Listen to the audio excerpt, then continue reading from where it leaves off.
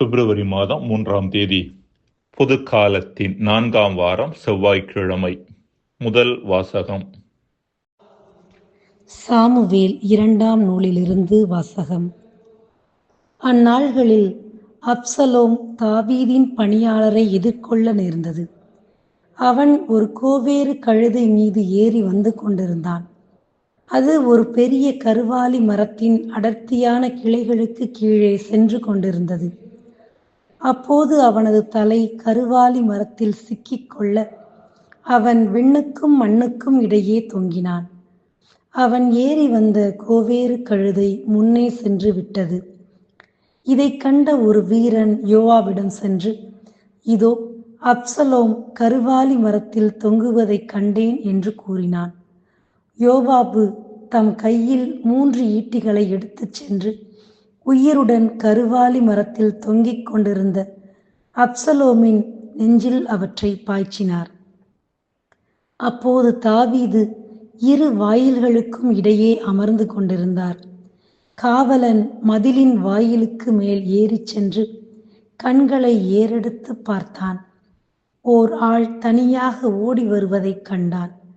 காவலன் குரல் எழுப்பி அரசரிடம் கூற, அரசர், தனியாக வந்தால் அவனிடம் நற்செய்தியுள்ளது என்றார். அந்த ஆள் இன்னும் அருகில் வந்து கொண்டிருந்தான். அரசர் அவனை நோக்கி, விலகி அங்கே நில் என்று கூற, அவனும் விலகி நின்றான். அப்போது கூசியனும் வந்து, என் தலைவராம் அரசே, நற்செய்தி, இன்று ஆண்டவர் உமக்கு எதிராக எழுபவர்களின் கரத்தினின்று உம்மை விடுவித்துள்ளார் என்று கூறினான். இளைஞன் அப்சலோம் நலமா என்று அரசர் வினவ, கூசியன், என் தலைவராம் அரசரின் எதிரிகளும் உமக்கு எதிராக தீங்கிழைக்க எழுந்துள்ள அனைவரும் அந்த இளைஞனைப் போல் ஆவார்களாக என்றான். அப்போது அவர் அதிர்ச்சியுற்று, என் மகன் அப்சலோமே, என் மகனே, என் மகன் அப்சலோமே, உனக்கு பதில் நான் இறந்திருக்கலாமே. அப்சலோமே, என் மகனே என்று கதறிக்கொண்டே அவர் வாயிலின் மாடி அறைக்குச் சென்றார். அரசர் தம் மகனுக்காக அழுது புலம்புவதாக யோவாபுக்கு அறிவிக்கப்பட்டது. அரசர் தம் மகனுக்காக வருந்துகிறார் என்று வீரர்கள் அனைவரும் கேள்விப்பட்டதால் அன்றைய வெற்றி அனைவருக்குமே ஒரு துக்கமாயிற்று. போரிலிருந்து புறமுதுகு காட்டி வெட்கத்தோடு ஓடுபவர்களைப் போன்று அன்று வீரர்கள் நகருக்குள் யாரும் அறியாமல் நுழைந்தார்கள். ஆண்டவரின் அருள்வாக்கு. இறைவா, உமக்கு நன்றி. நற்செய்தி வாசகம். மார்க்கு எழுதிய நற்செய்தி அதிகாரம் 5 இறை திருவசனங்கள் 21 தொடங்கி 43 முடிய. இயேசு படகிலேறி கடலை கடந்து மீண்டும் மறுகரை அடைந்ததும் பெருந்திரளான மக்கள் அவரிடம் வந்து கூடின. அவர் கடற்கரையில் இருந்தார். தொழுகை கூட தலைவர்களுள் ஒருவரான யாயீர் என்பவர் வந்து அவரை கண்டு அவர் காலில் விழுந்து, என் மகள் சாகும் தருவாயில் இருக்கிறாள். நீர் வந்து அவள் மீது உம் கைகளை வையும். அப்போது அவள் நலம் பெற்று பிழைத்துக் கொள்வாள் என்று அவரை வருந்தி வேண்டினார். இயேசுவும் அவருடன் சென்றார். பெருந்திரளான மக்கள் அவரை நெருக்கிக் கொண்டே பின்தொடர்ந்தனர். அப்போது 12 ஆண்டுகளாய் இரத்தப்போக்கினால் வருந்திய பெண் ஒருவர் அங்கு இருந்தார். அவர் மருத்துவர் பலரிடம் தமக்கு உள்ளதெல்லாம் செலவழித்தும் ஒரு பயனும் அடையாமல் மிகவும் துன்பப்பட்டவர். அவர் நிலைமை வர வர மிகவும் கேடுற்றது.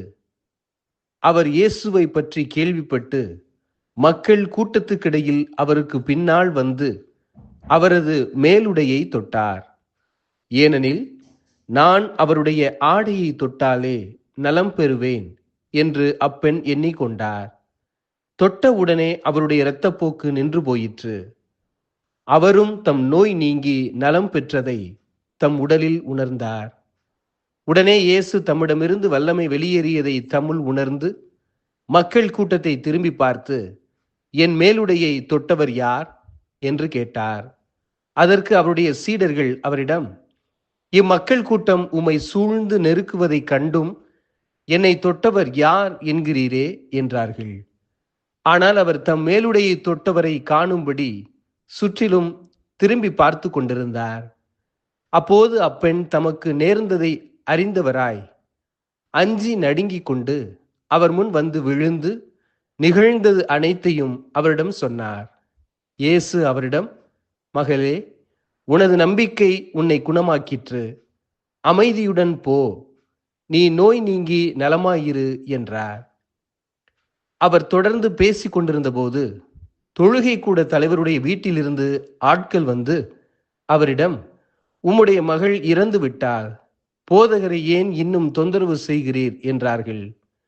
அவர்கள் சொன்னது இயேசுவின் காதில் விழுந்ததும் அவர் தொழுகை கூட தலைவரிடம், அஞ்சாதீர், நம்பிக்கையை மட்டும் விடாதீர் என்று கூறினார்.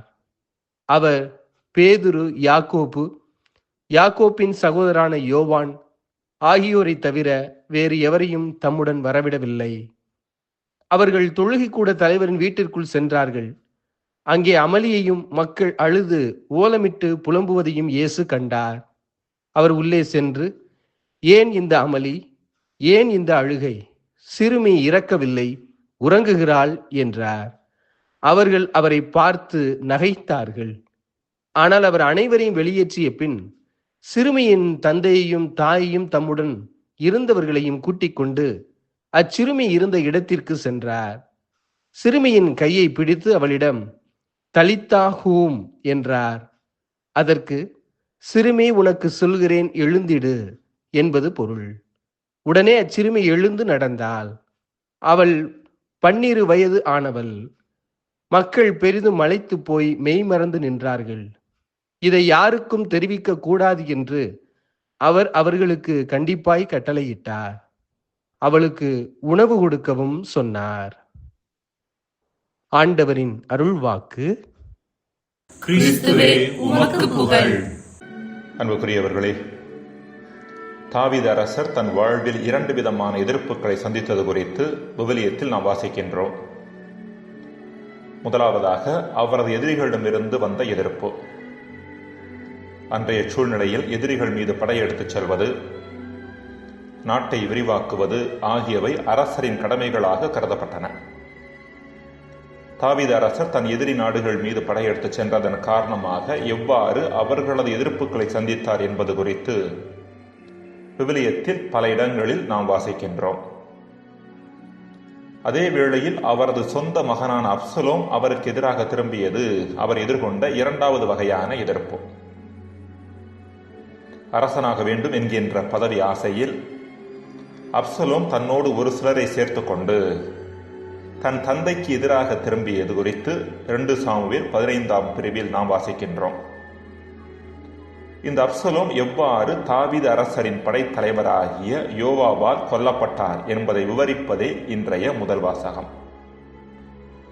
இதை தாவீது அரசர் அறிய வந்தபோது அவர் எவ்வாறு வருத்தப்பட்டார் என்பது குறித்தும், அவரது துக்கத்தின் காரணமாக எவ்வாறு வெற்றியே தோல்வி போல மாறியது என்பதை குறித்தும் நாம் வாசிக்கின்றோம். அரசர் தம் மகனுக்காக வருந்துகிறார் என்று வீரர்கள் அனைவரும் கேள்விப்பட்டதால் அன்றைய வெற்றி அனைவருக்குமே ஒரு துக்கமாயிற்று. போரிலிருந்து புறமுதுகு காட்டி வெட்கத்தோடு ஓடுபவர்களைப் போன்று அன்று வீரர்கள் நகருக்குள் யாரும் அறியாமல் நுழைந்தார்கள் என்று சாமுவேல் புத்தக நூலாசிரியர் எடுத்துரைக்கின்றார்.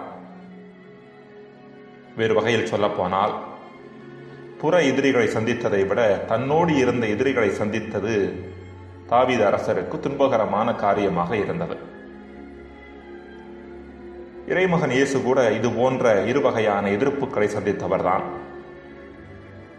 ஒன்று, புறத்தே இருந்து வந்த எதிர்ப்பு, பரிசேயர்களின் குறை சொல்லுதல், மறைநூல் அறிஞர்களின் குதர்க்கமான கேள்விகள் போன்றவற்றை இதற்கு உதாரணமாக சொல்லலாம். இவற்றை இயேசு ஒரு வகையில் வெற்றிகரமாக கையாண்டார் என்று நாம் சொல்ல முடியும். ஆனால் அதே வேளையில் தன் சீடர்களின் புரிந்து கொள்ளாமை, அவர்களது நம்பிக்கையின்மை, அவர்களது விழிப்புணர்வின்மை ஆகியவை அவர் சந்தித்த 2வது வகையான எதிர்ப்பை சுட்டிக்காட்டுகின்றன. கூட இருந்தவர்களோடு அவர் போராடியதை இங்கு நாம் பார்க்கின்றோம். இவற்றிலிருந்து அவர்களை வெளியே கொண்டு வருவது அவருக்கு மிகவும் கடினமான ஒன்றாக இருந்தது. பெரும்பாடு வியாதியினால் துன்புற்ற பெண் தன்னை தொட்டபோது தன்னிலிருந்து வல்லமை வெளியேறியதை இயேசு உணர்ந்தார். உடனே இயேசு மக்கள் கூட்டத்தை திரும்பி பார்த்து, என் மேலுடையை தொட்டவர் யார் என்று கேட்டார். இப்படிப்பட்ட நேரத்தில் அவருடைய சீடர்கள் அவரிடம், இம்மக்கள் கூட்டம் உம்மை சூழ்ந்து நெருக்குவதை கண்டும் என்னை தொட்டவர் யார் என்கிறீரே என்று பதில் தந்தார்கள். இது அவர்கள் ஆன்மீக வாழ்வின் மட்டில் எந்த அளவிற்கு விழிப்புணர்வு அற்றவர்களாக இருந்தார்கள் என்பதை எடுத்துரைக்கின்றது. இது போன்ற பிரச்சனைகளை இயேசு தன் பணிவாழ்வு முழுவதுமே எதிர்கொண்டார் என்பது நாம் அனைவரும் அறிந்த ஒன்று. அன்புக்குரியவர்களே, நம் வாழ்விற்கு புறத்தே இருப்பவர்களது பிரச்சனைகளையும் எதிர்ப்புகளையும் எதிர்கொள்வது நமக்கு ஓரளவுக்கு எளிதானதாக இருக்கலாம். ஆனால் நம்மோடு உடன் இருந்து நமக்கு துன்பம் தருபவர்களையும் நம்மை புரிந்து கொள்ளாதவர்களையும் எதிர்கொள்வது எவ்வளவு சிக்கலானது என்பது நாம் அனைவரும் அறிந்த ஒன்று. இதற்கு நிரம்ப ஞானமும் நிறைய பொறுமையும் தேவைப்படுகிறது.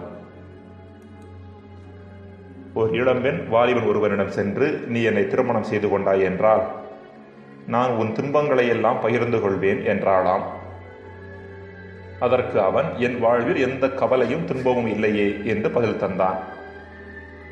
அதற்கு அந்த பெண், இப்பொழுது உனக்கு பிரச்சனைகள் இல்லாமல் இருக்கலாம், ஆனால் என்னை திருமணம் செய்து கொண்ட பின்பு உனக்கு நிறைய பிரச்சனைகள் இருக்கும், அவற்றை நான் பகிர்ந்து கொள்வேன் என்றாளாம். மகிழ்ச்சியை தரும் என்று நாம் மேற்கொள்ளும் பல்வேறு உறவுகளே எவ்வாறு நம் வாழ்விற்குள் மகிழ்ச்சியற்ற தன்மையை கொண்டு வந்து விடுகின்றன என்பது நாம் அனைவரும் அறிந்த ஒன்று. எனினும் இப்படிப்பட்ட உறவு சிக்கல்கள் உள்ள நேரங்களில் அவற்றை நினைத்து புலம்புவதை விட்டுவிட்டு அவற்றை சரியான முறையில் அணுகுவதற்கான ஞானத்தை நம்மில் அதிகமாக்கிக் கொள்ள இன்றைய நாளில் நாம் அழைக்கப்படுகின்றோம். ஜெபம். இறைவா, வாழ்வின் பிரச்சனைகள் மட்டில் நாங்கள் தெளிவான மனப்பக்குவமும் அணுகுமுறையும் கொள்ள வரந்தாரும். ஆமேன்.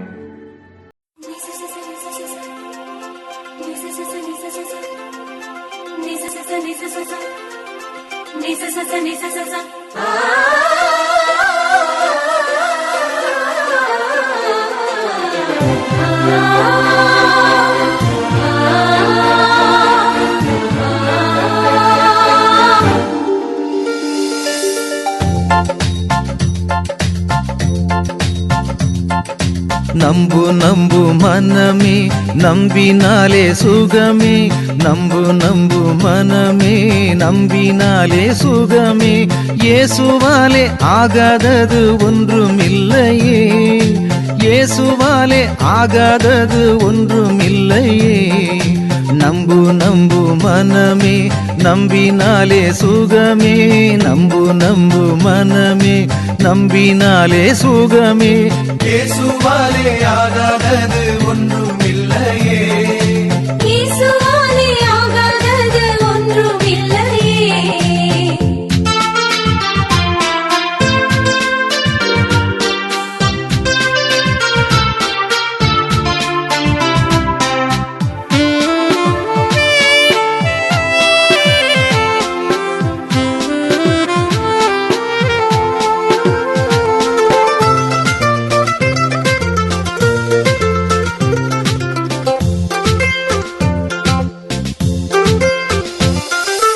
ஒரு வார்த்தை சொன்னாலே போதும், ஐயா என் மகன் குணமாவான்.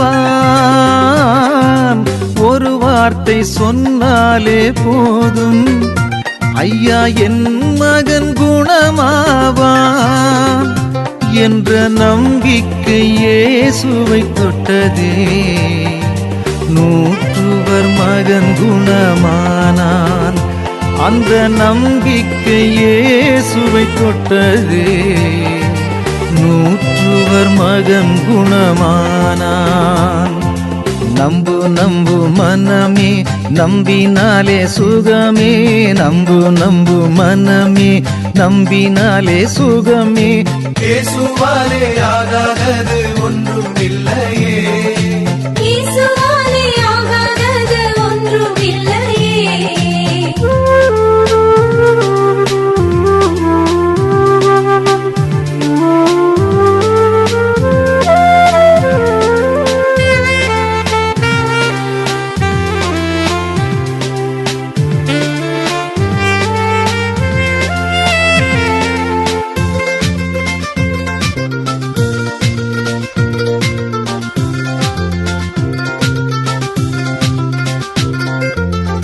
பெரும்பாடு நோய் நீங்கவே அவர் ஆடையை தொட்டால் போதும்.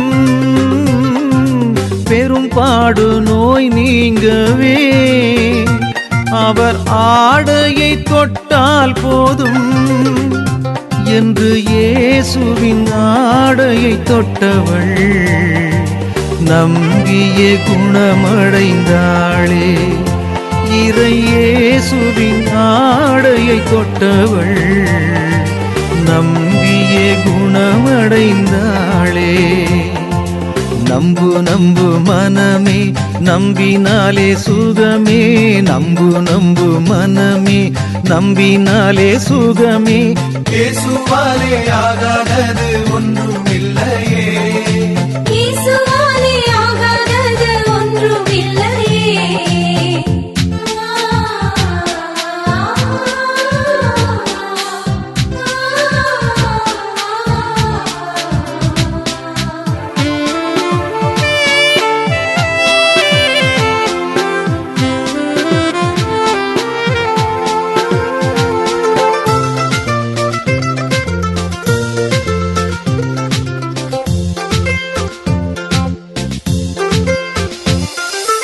என் நோயை குணமாக்கிட உம்மால் முடியும் நம்புகிறேன். என் நோயை குணமாக்கிட உம்மால் முடியும் நம்புகிறேன் என்ற விசுவாசி இயேசுவின் அருளால் தொழுநோய் நீங்க பெற்றானே. அந்த விசுவாசி இயேசுவின் அருளால் தொழுநோய் நீங்க பெற்றானே. நம்பு நம்பு மனமே நம்பினாலே சுகமே. நம்பு நம்பு மனமே நம்பினாலே சுகமே. இயேசுவாலே ஆகாதது ஒன்றும் இல்லையே. இயேசுவாலே ஆகாதது ஒன்றும் இல்லையே. நம்பு நம்பு மனமே நம்பினாலே சுகமே. நம்பு நம்பு மனமே நம்பினாலே சுகமே. இயேசுவாலே ஆகாதது ஒன்று